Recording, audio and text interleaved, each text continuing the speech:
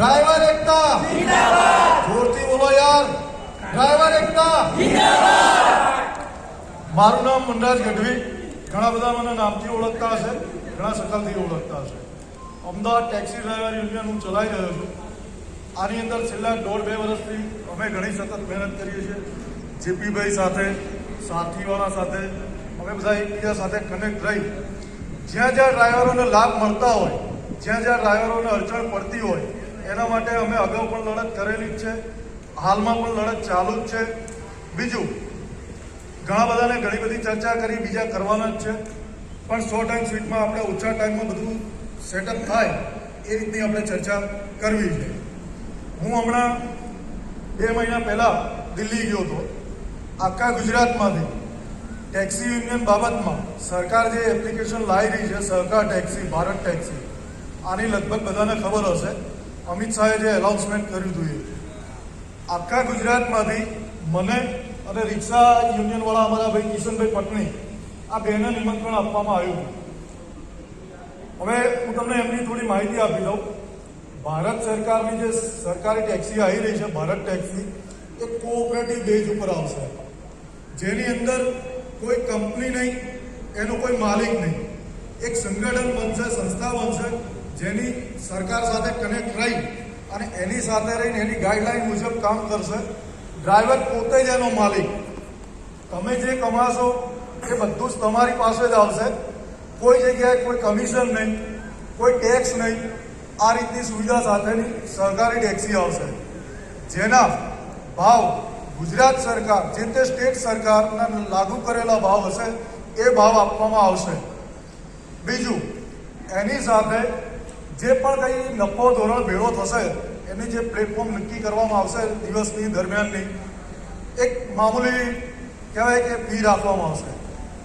એ fee જે નક્કી જમા થશે ખર્ચ કાઢતા જે પણ કંઈ ભંડોળ વધશે એ ડ્રાઈવરોમાં ડિવાઇસ કરવામાં આવશે એનું એક ઉદાહરણ આપું આપણે અહીંયા અમૂલ ડેરી ચાલે છે ગામડાઓમાં બધાને ખબર હશે અમૂલ ડેરી સહકારી બેઝ ઉપર ચાલે છે જેમ એનું માળખું છે સેમ એ જ માળખા ઉપર ટેક્સી જવા થઈ રહી છે બીજું ભારત સરકારે પાયલોટ પ્રોજેક્ટ ચાલુ કરવા માટે આપણા બધાના નસીબ સારા છે બધાની મહેનત સારી છે હું એવું નથી કહેતો અમારી એટલી મહેનત છે બધા ડ્રાઈવરોની મહેનત છે મહેનતના હિસાબે અને અમિત શાહના માર્ગદર્શનના હિસાબે આ પહેલો પાયલોટ પ્રોજેક્ટ આપણા ગુજરાતમાં લોન્ચ થવાનો છે ગુજરાતમાં લોન્ચ થયા પછી ગુજરાતના રિઝલ્ટ ઉપર બીજા સ્ટેટની અંદર લાગુ કરવામાં આવશે આ પાયલોટ પ્રોજેક્ટ